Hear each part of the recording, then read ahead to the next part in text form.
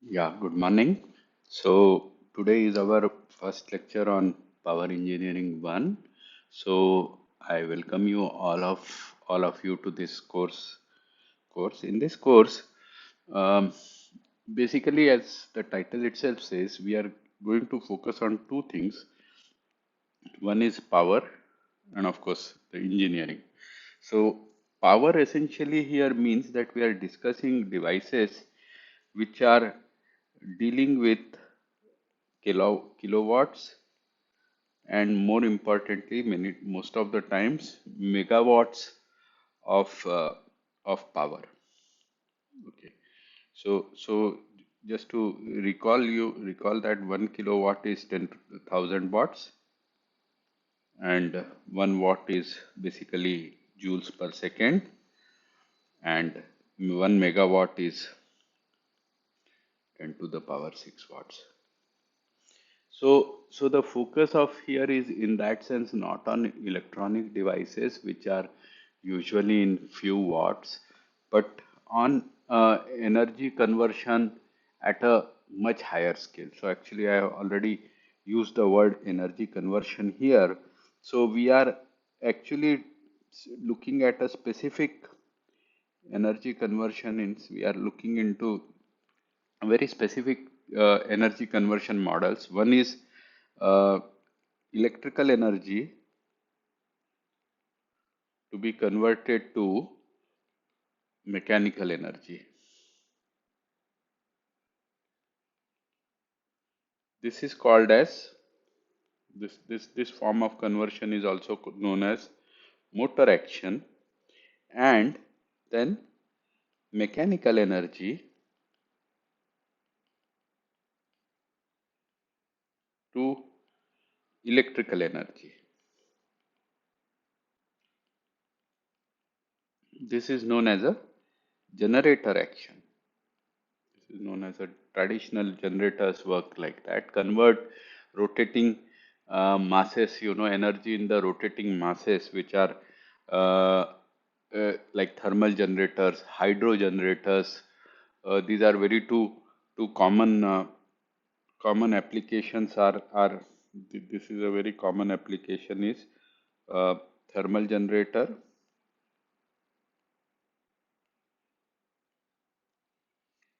and hydro generator. And these can be very large machines. These are usually very large machines, like 210 megawatt set or 500 megawatt set. That means 500 megawatts of mechanical energy is being converted to electrical energy. You can just imagine the scale at which we are working. The grid itself that we talk of, like all India grid, is in the scale of gigawatts. So that's 10 to the power 9 watts. So I would ask you, to sort of Google up and see what's the scale of what's the size of the grid for of India, for example. How many gigawatts grid we are having? How many gigawatts grid, for example, United States is having, and try to get the feel of the scale of energy that uh, we are we are dealing with when we talk of power engineering. The scale is what makes it um, uh, very interesting and different. Okay, so you have basically uh, the third form of energy conversion, which we are not, of course, going to discuss, but there are many other forms of energy conversion. For example, electrical energy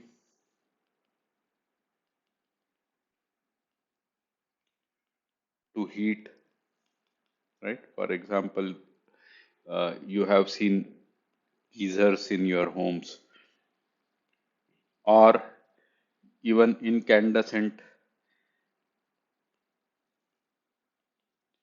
bulbs, basically. So I would also say add to this, the bulbs run at a very high temperature. Incandescent bulbs use tungsten filament at a very high temperature, and because of it, it emits light. However, now we have more interesting and efficient devices like uh, LEDs. And in the same vein, I would also say that we also have nowadays generation which is photovoltaic,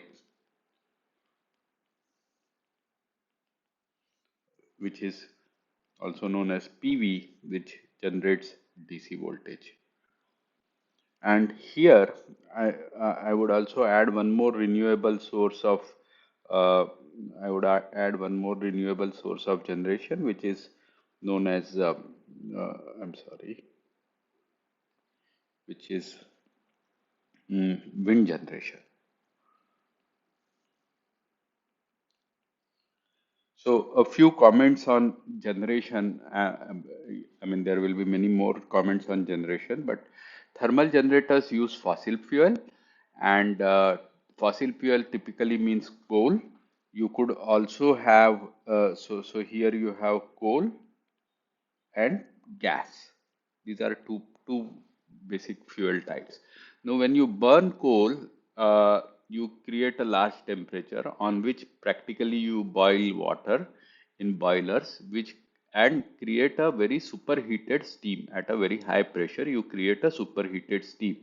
This superheated steam, when it impinges on a turbine, through a nozzle it is exited, then it drives the turbine at a very high speed, which is 3000 rpm per second. We have a electrical energy which is being AC supply. All of you know this, that we have AC supply at 50 hertz, which is 15 to 60 is equal to 3050 cycles per second or 3000 revolutions per minute. So it impinges on the turbine and rotates the turbine at a very high speed, which is 3000 rpm. And then use this rotation, when it takes place in a magnetic field, this rotation when it takes place in a magnetic field. And I have a nice figure here which I would be coming to later on, but I think it's high time I show you the figure right now. Yeah. So this figure here, you see here, this device is rotated at a high speed. This magnet here is rotated at a high speed, 3000 rpm. And if there is a coil sitting here, let me change the color a bit. So if I have a coil sitting here on the stator, then the flux which is associated with this coil, let me call this as A and A dash, the two conductors, will continuously change, and this rate of change of flux will create a induced EMF which is proportional to number of turns and the rate of change of flux, and hence a AC voltage alternating current. AC stands for alternating current, but basically what I mean to say is uh, a voltage waveform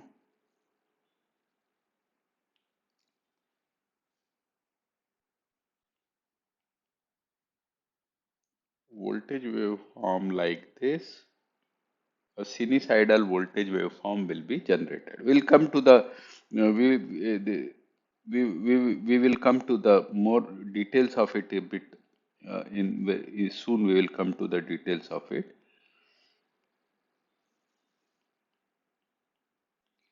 Sinusoidal waveform will be generated. This is basically the action of a generator. Now, of course, there has to be a load which is connected to this generator. So usually what we do is, sinusoids we show like this, a circle and then a sinusoid. And here if you notice very carefully, the V of t, sometimes it is positive, other times it is negative. So if I write plus and minus here, it really does not make sense. If I, like a DC battery, usually we show plus and minus, right? Because this remains fixed like this. And if I say this is a 5-volt battery, then it means it always has 5 volts here. But here if I write plus and minus, it really doesn't make sense. But what it may be done to, for the purpose of writing a Kirchhoff current law or a voltage law. Now this generator, suppose it is feeding a resistor, okay? If this is feeding a resistor and is of voltage V, then the current which will flow through this resistor I will be equal to V by R. The current which will flow through this resistor will be also alternating in nature, will also be alternating in nature,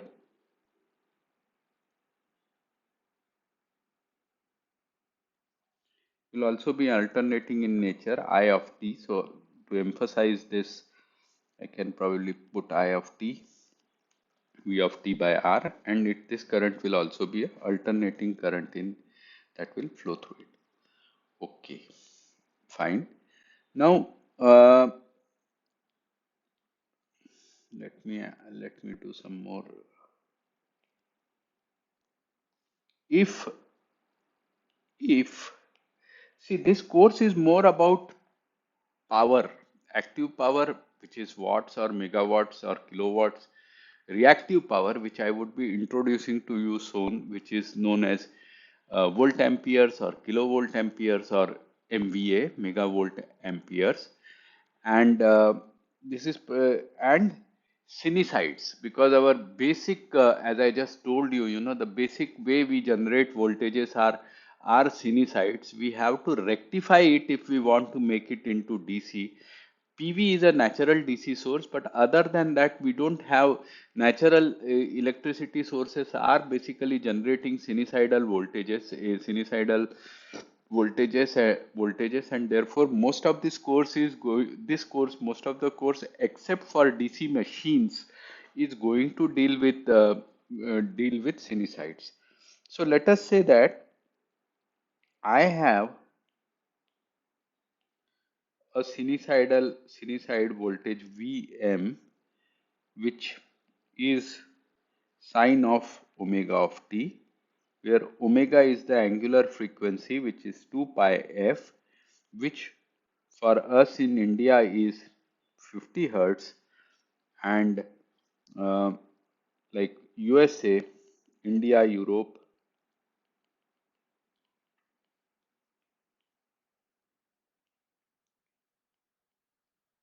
60 hertz in USA. So my examples will use both 50 hertz and 60 hertz because most of the textbooks that I have prescribed to you are from American authors. If I give you textbooks from Indian authors or European authors, you would find them using 50 hertz. If I give you textbooks from North American authors, you will find it using 60 hertz.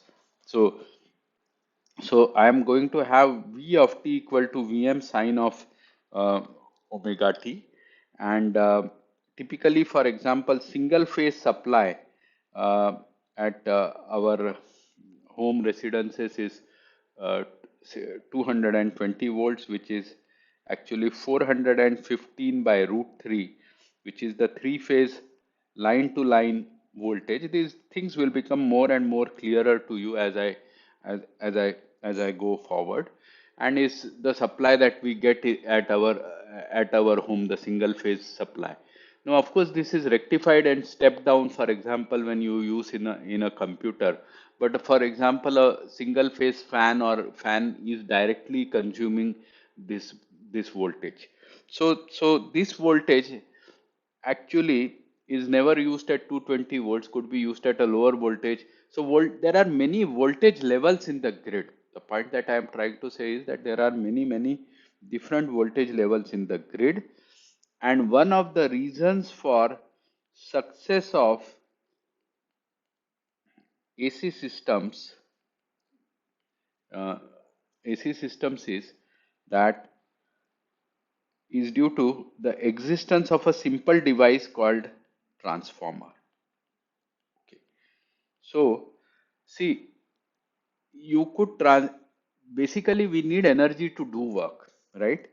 I mean, that's the main idea, that we want to do work, whether you are riding a car, a scooter, or grinding, let's say, wheat flour, which you eat every day, which requires a grinding action to be done, or grinding idli batter, or running a fan in your office for or home for comfort, or running a air conditioner which has a compressor, a induction motor, or a refrigerator which has a compressor or a induction motor which creates which releases high creates a high pressure gas and then releases through a nozzle, in the process creating cooling effect, which is then recirculated at every part of your life. In every part of your life you find that you are doing mechanical work.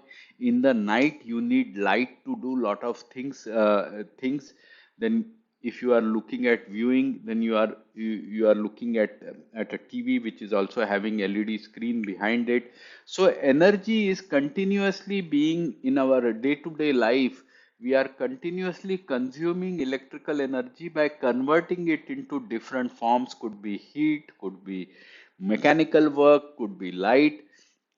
In this particular case, we are in this course we are going to mainly focus on mechanical work, which brings us to study of motors. And two motors we are going to study in detail. One is induction motor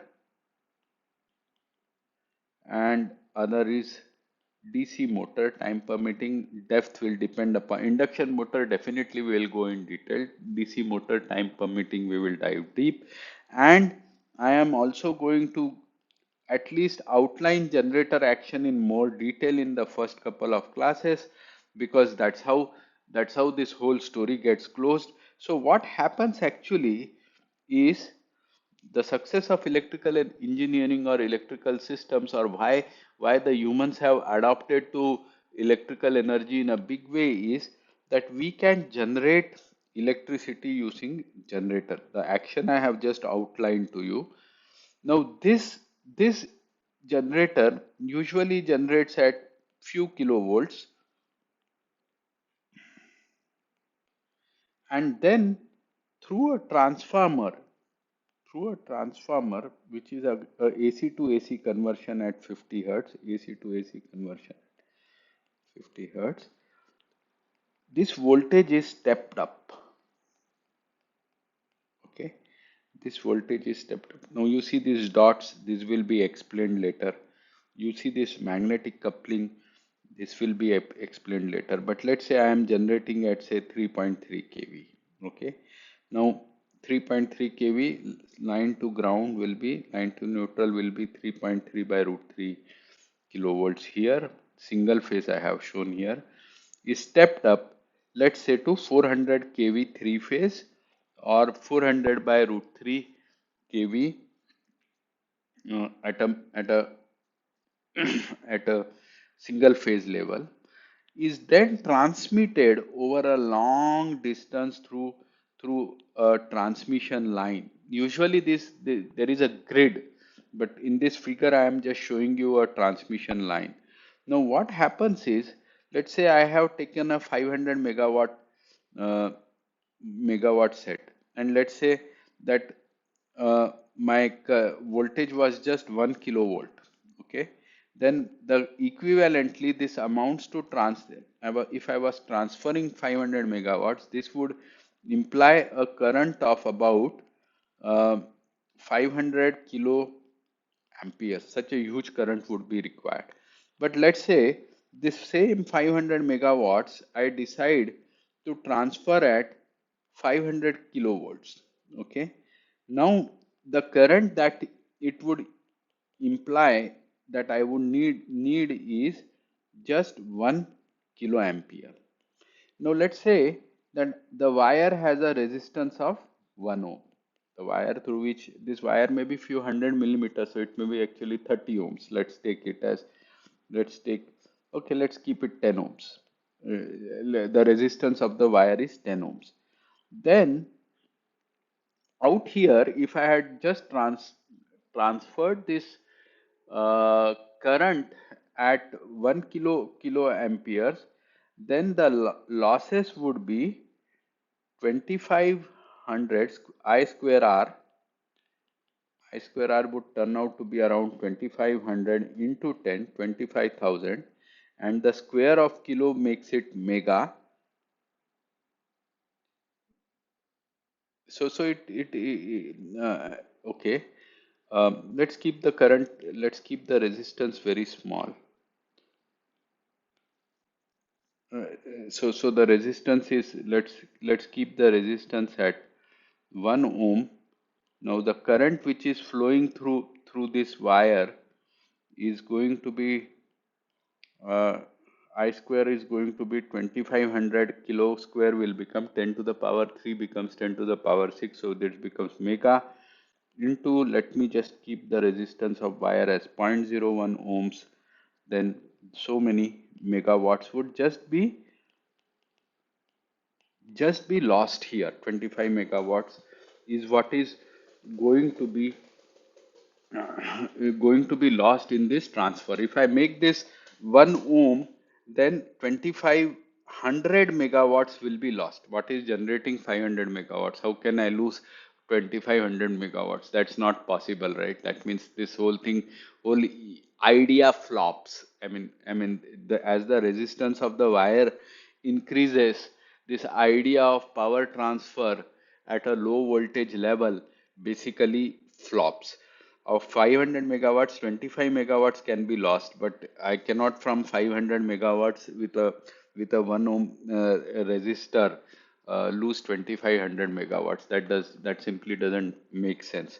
So the point is, you cannot transfer long distance. You cannot transfer long distance power at a low voltage level.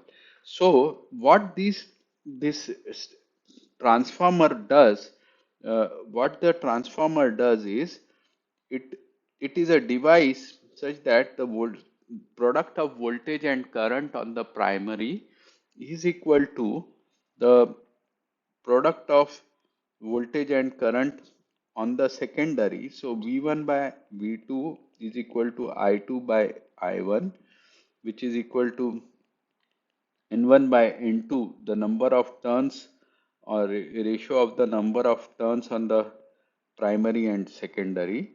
And so what it does is that when I make this voltage here 500 kV and the current becomes only 1 kilo ampere, then the loss will now become 1 I square will become 1 I square R will become just 0.01 megawatt. Now this 0.01 megawatt on the scale of 500 megawatts is a negligible loss, but I cannot consume this uh, power at such high voltages, so it will be stepped down effectively from 500 kV to 500 kV to, let's say, your to 30 k to 20 volts, and then supplied to your household load. Now, the thing is, this is an extremely simplistic figure that I have drawn. Instead of this, there is a complete grid here. Okay. And here in this grid, a number of voltage levels number of voltage levels exist. So you have like a 33 kV voltage supply. IIT Bombay is supplied at a 22 kV distribution line. Then there are 33 kV distribution lines. Then we have 132 kV transmission lines. Then we have 220 kV transmission lines, and then we have 400 kV transmission lines, and then we have 765 kV transmission lines also. So depending upon the magnitude of power that has to be transmitted, the kV level is selected. Higher the megawatts that we want to push, as I just showed you, higher is the kV level that we have to use for uh, transferring the power, which is the step up action. But finally, then again it has to be stepped down through a sequence of voltage levels until when it comes to your uh, home, it is finally stepped down at a level at which you can consume, and then we run our apparatus around it. Now this transformer action basically makes transmission of electrical energy very efficient. This really helps us in transmitting the electrical energy in a very efficient form. Generators, AC generators help us in generating mechanical energy, transforming mechanical energy to electrical energy very efficiently. They help us to do that job. Transformers help us to step it up and cut down power losses into transmission lines to a negligible level. It is usually 2 to 3%. Realistic number is 2 to 3%. And then transmission lines easily carry that electricity across hundreds of kilometers. You can have lines of 200, 300, 400 kilometers easily, and you transfer them through our transmission system with ease. When you reach the load, which is the cities where you are living or the villages where you are living, you step it down, bring it to a voltage level which is appropriate for consumption, which is standardized, so that all electrical equipments are built around that same standard voltage level, and then those are consumed. They may be consumed as AC, like for example in fans, refrigerators, three-phase induction motors, or converted to DC, for example in your computers or LED bulbs or TVs, and then consumed. So this is the basic landscape of power of our use of electrical energy on which the complete society depends. And in this particular course, we are going to focus a bit on generators, much more on analysis of AC systems, which is a part of, you can say, circuit analysis part. We'll learn phasors, introduce you to phasors. You will see convert KCL, KVL back into phasor domain. Phasors are analogous words for vectors. What it means is that electricity voltages, sinusoidal voltages and currents can be learned through through through vectors basically. Then we will look at power, single phase systems, three phase systems. We'll learn that in a bit more detail.